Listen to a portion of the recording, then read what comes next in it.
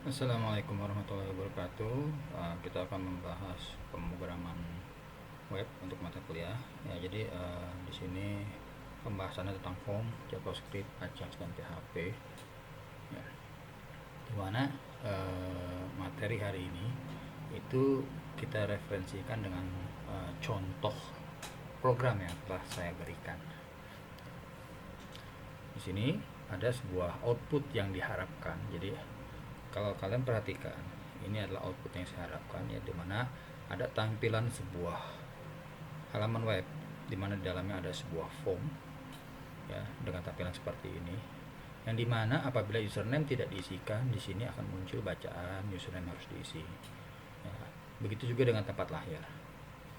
Nah, sedangkan untuk tanggal lahir ini dia akan muncul sebuah notifikasi bahwa umurnya terlalu muda untuk registrasi, karena ada aturan yaitu tanggal lahir yang harus diberikan harus sudah 10 tahun umurnya. Jadi misalkan tahun 2001 berarti dia harus di bawah 2001, 10 tahun pada saat umur tanggal tersebut ada, ya, atau tanggal sekarang pada saat tanggal sekarang dia sudah 10 tahun. Lalu di sini selanjutnya ada password, di mana di dalam password ini ada ketentuan, itu antara lain passwordnya harus terdiri dari 8 karakter hingga sampai 16 karakter. Dan setidaknya di dalam teks tersebut terdapat satu huruf kapital, huruf kecil, angka, dan karakter spesial. Ya, nah itu yang harus dimunculkan di dalam password. Jadi validasinya apabila kriteria ini tidak dipenuhi, maka dia akan muncul pesan seperti ini, error. Lalu begitu juga dengan di password yang kedua, di mana di sini validasinya tidak sama seperti yang di atas, tapi dia lebih kepada apabila dia diinputkan, isinya harus sama dengan password yang di atas. Kalau berbeda, dia menunjukkan pesan bahwa password tidak sama, ya, itu adalah ketentuannya. Dan di sini selanjutnya kita bisa lihat ya, di dalam tampilan form saya, di sini bentuk dari tampilan form itu sudah tertata, ya.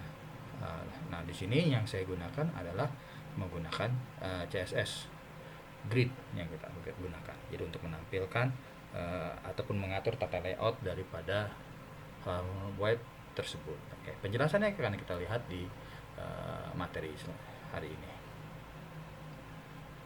Yang pertama di sini sebagai catatan untuk contoh programnya, ini bisa kalian lihat pada link, ya, yang pertemuan kemarin, atau di sini kalau di PowerPoint-nya, ya, di sini ada linknya ini untuk mengambil materi dari contoh program yang ada. Oke, jadi silakan kalian buka di e-learning kembali, lalu kalian ambil file dari contoh tersebut. Oke, jika sudah, mari kita lanjutkan. Selanjutnya, di dalam file program tersebut yang terdiri dari dua buah file. Yang pertama adalah web02.html, dimana itu berarti file yang berisikan script HTML. Pada bagian head map, head, di situ ada style, terdiri ada 3 buah settingan daripada CSS. Yang pertama layout form. Ini saya berikan nama layout form. Ini nama yang saya berikan. Dan di sini saya gunakan titik karena dia nanti akan dipanggil sebagai sebuah kelas, ya. Layout main. Nah, dan di sini ada pesan error, ya. Di mana di dalam layout form ini yang digunakan untuk mengatur tampilan form. Lalu sedangkan layout main ini untuk mengatur tampilan dari layout utama. Jadi sebenarnya nanti pertama layout utama dulu dari halaman website tersebut, baru nanti layout form ini yang ditampilkan, karena nanti kita lihat strukturnya dulu, ya, struktur dari website yang kita deskripsikan, ya. Sedangkan pesan error ini saya gunakan untuk memberikan style warna teks merah pada pesan error, ya. Oke, nanti di mana ini untuk diterapkannya bisa kita lihat di sini. Ini sebagai contoh dulu. Yang dimaksud dengan layout form di sini kita menggunakan display grid, ya. Dimana tampilan grid seperti ini. Karena apa? Penjelasannya adalah yang pertama pixel 100, di sini jaraknya adalah diasumsikan sebagai 100 pixel. Lalu ada selanjutnya yang kuning ini diasumsikan sebagai 300 pixel. Sedangkan yang hijau ini satu fraktal. Sebenarnya maksud dari satu fraktal ini sendiri adalah tujuannya bahwa dia nanti istilahnya bisa memperbesar atau memperkecil tergantung dari ukuran layar tersisa. Ya, jadi istilahnya yang bersifat dinamik ukuran bagian satu fraktal tadi. Sedangkan selanjutnya yaitu pada layout main, di sini layout utama ya. Di sini yang pertama ada ukuran 100 pixel. Yang kedua di sini satu fraktal, jadi yang bersifat dinamik itu ada di tengah. Lalu ada 100 pixel kembali yang pada posisi kanan. Nah, gambarannya pada tampilan web tadi gimana? Nah, ini saya buatkan asumsi untuk penampilannya. Yang pertama ini adalah tampilan web kita, ya. Karena bagian pertama di sini yang memiliki ukuran 100 pixel, ya di sini. Lalu di sini pun sama, yang memiliki ukuran 100 pixel. Di mana ini yang diberikan ukuran 100 pixel, dia bakal ukuran selalu tetap 100 pixel, ya. Lalu sedangkan di sini adalah yang menggunakan satu FR atau satu fraktal. Mana ini yang ukurannya akan bersifat dinamik, ya, tergantung dari halaman web kita, ya, sedang dimaksimaisi kah atau diminimize kah. Lalu di mana dengan formnya? Nah, formnya itu yang ada di sini. Jadi dia pada bagian grid tengah ini kita deklarasikan juga di situ, ya. Nah, ini tampilan yang untuk kita setting sebagai 100 pixel. Yang ini kita setting sebagai 300 pixel dan di sini sebagai satu fraktal. Jadi bebas juga ukurannya, menyesuaikan dengan ukuran satu fraktal full ini sisanya. Setelah dikurangi sekitar 400 pixel, ya. Nah, ini tampilannya kurang lebih seperti itu. Jadi cara penerapannya. Ya. Lalu bagaimana bisa menentukan? Nah, nanti di sini saya ada penggunaan BR. BR ini sebagai salah satu, ya, di awal contoh di ada satu pendeklarasian form di situ, ya, langsung fill set layout, ya. Jadi pada saat dideklarasikan form saya gunakan BR ini tujuannya untuk memberikan BR ini dia menempati titik grid kosong tadi, maka formnya akan ditampilkan di mana, di grid yang selanjutnya. Ini yang untuk di layout utama, ya, layout utamanya. Nah, sedangkan di dalam formnya sendiri ini kan kayak gunakan kelas layout form class layout main, ya. Dimana di dalam form class layout main ini tampilan formnya seperti itu. Jadi ini untuk BR yang awal di form tadi di sini, ya. Lalu deklarasi form itu selanjutnya dia adalah field set, ya. Dimana field set ini selanjutnya dia akan menempati posisi kosong ini dan kemudian diasumsikan selanjutnya adalah ini. Lalu sedangkan yang menjadi layout form ini saya deklarasikan di kelas field set, ya. Dimana di sini di dalam kelas field set ini nanti untuk legend tidak termasuk dalam layout karena dia adalah bagian dari field set. Di sini ada label dia akan menempati kolom pertama yang memiliki ukuran sekitar 100 pixel. Lalu input ini dia akan menempati ukuran yang 300 pixel, sedangkan yang div ini dia akan menempati ukuran yang fraktal tadi ataupun satu FR yang bersifat dinamik. Lalu di sini ada BR. Karena apa? Karena di sini field set ini saya tidak memiliki label, jadi agar dia masuk ke dalam kolom selanjutnya kita tambahkan dulu elemen BR. Nah, field set lalu kita deklarasikan selanjutnya dan ini tidak saya gunakan grid lagi, udah saya asumsikan saja sudah langsung di dalamnya, ya. Jadi deklarasikan secara biasa untuk field set yang di gender sendiri, ya. Lalu selanjutnya setelah field set tersebut di sini kan untuk inputnya ini sampai field set ini dia akan masuki kolom yang 300 pixel. Sedangkan div ID message gender di sini masuk ke dalam yang fraktal tadi. Walaupun di sini mungkin kebetulan yang untuk message gender ini tidak saya digunakan karena sudah bersifat option, berarti sudah harus dipilih dan itu sudah pasti ada isinya. Dan isinya pun sudah kita tentukan harus diisi seperti itu. Jadi seharusnya tidak mungkin salah intinya. Makanya ini kemungkinan tidak akan digunakan. Lalu lanjut ke barisan selanjutnya. Di sini ada label untuk tempat lahir.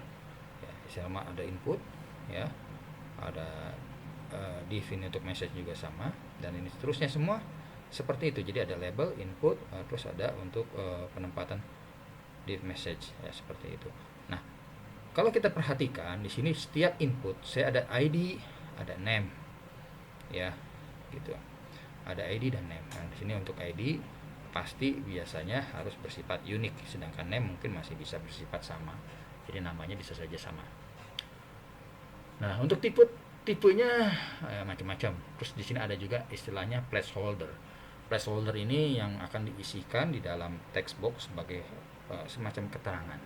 Ya, jadi kalau dia tidak ada isinya, ini yang akan muncul bacaannya. Sedangkan title itu pada saat ada kursor mendekati objek tersebut dia akan muncul. Ya, apa teks yang harus apa yang dikeluarkan.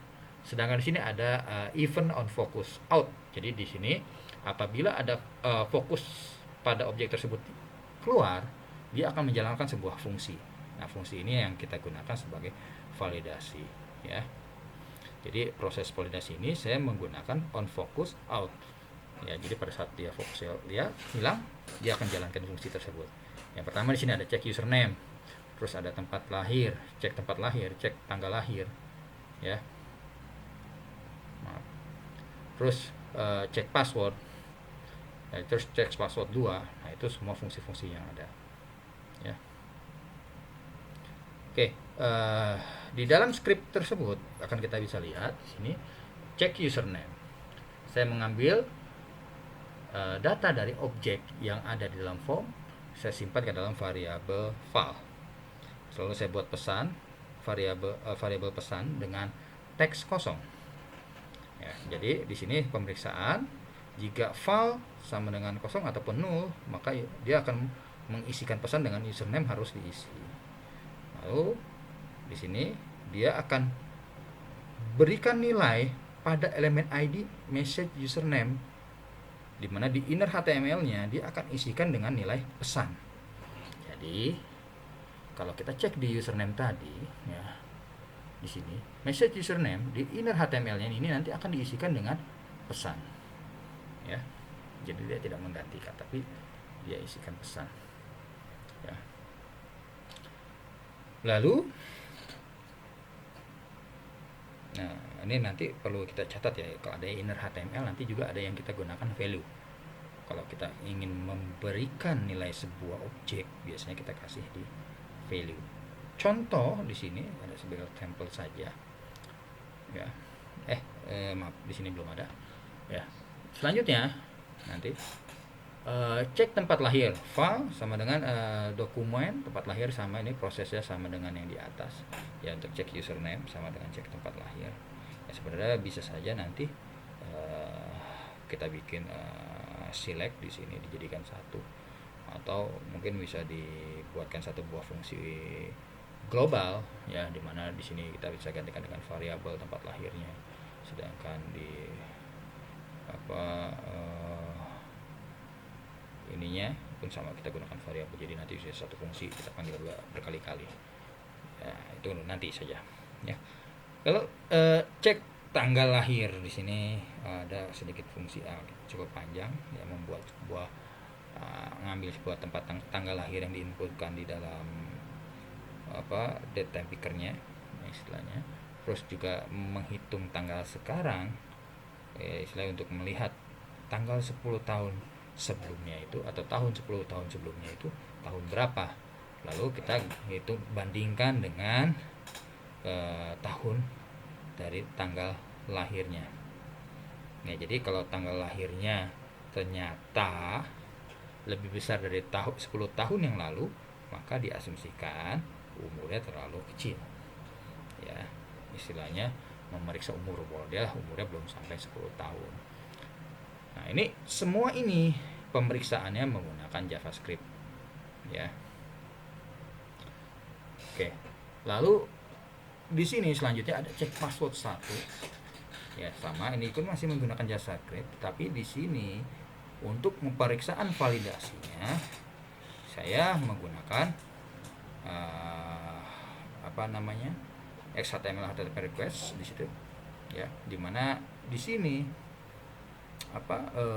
data daripada password tersebut dikirimkan ke file PHP, ya, dengan metode get, mana nilai yang kita kirimkan adalah di filenya, file password, nilai dari password tadi dikirimkan ke dalam file validate password. Lalu apa yang terjadi di dalam file validate password tersebut, ya? Nah, di dalam validate password dia akan ambil request key tadi, ya, lalu disimpan nilainya ke dalam password, lalu dia bandingkan dengan apa? Nah, di sini pemeriksaan karakter, ya, dengan regular expression, dengan fungsi di dalam PHP namanya pragmatch, yang dimana dia akan periksa apakah di dalam password itu ada yang sesuai dengan huruf A besar sampai Z besar, apakah ada yang sesuai dengan A kecil sampai Z kecil. Jadi diperiksa nih, kalau ada yang sesuai dia di sini akan jadi true, ya, gitu ya. Ini pun special karakter, ya. Nah, apabila di sini true, berarti salah satunya kita periksa. Jika kalau true dipakai tidak akan jadi false, ya, maka istilahnya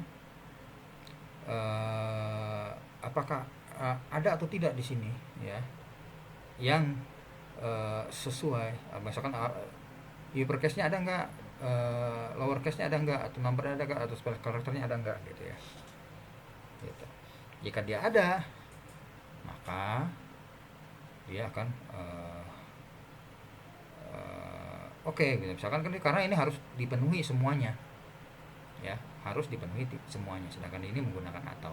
Berarti kalau dia false, karena sebelumnya true, ya kan dia jadi false. Ini true jadi false. Nah, kalau yang jadi masalah tuh kalau ternyata di sini lowercase misalkan tidak ada, maka dia akan jadi false. Maka pada saat dia di inverse nilainya false tadi akan jadi true. Maka di sini jika if true, nah maka dia akan masuk ke dalam trigger tersebut, ya. Terus ini juga untuk menghitung password, ya, length-nya harus jika dia lebih kecil dari 8 karakter ataupun jika dia ternyata lebih besar dari 16 karakter pun akan terkena validasi. Di sini prosesnya adalah echo. Echo ini sebenarnya untuk mencetak ke dalam script HTML. Tetapi di sini karena dia menggunakan request, data tersebut akan dikirimkan kembali ke mana? Nah, ke sini. Begitu dikirimkan, diproses di sini, dikirimkan, dia lalu menunggu ready stage. Nah, biasanya ready stage ini di sini fungsi yang membaca apakah halaman kita sudah ready, ya.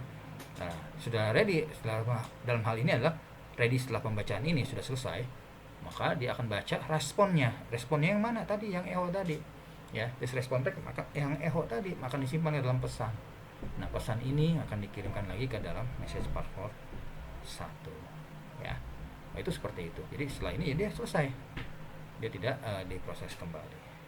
Itu untuk password 1. Sedangkan untuk password 2 di ini saya gunakan masih standar saja, yaitu menggunakan JavaScript, di mana dia periksa jika value dari password 1 dengan password 2 itu tidak sama, maka dia akan munculkan password tidak sama. Oke, di sini nanti ke depannya kita dalam memberikan validasi, ada yang kita menggunakan hanya menggunakan JavaScript seperti ini saja, ada yang kita harus menggunakan seperti ini, terutama yang berhubungan dengan database. Contoh, kadang-kadang kita ingin mengecek nih username ini sudah ada, ya, maka kita harus gunakan metode seperti ini, ya, jadi agar message tersebut bisa tersampaikan, ya.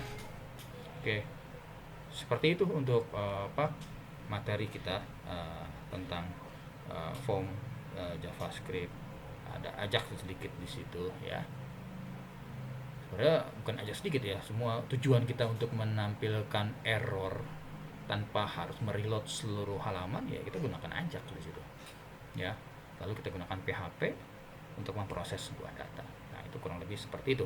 Oke, kita lanjut nanti untuk di video yang lainnya lagi, untuk yang lain.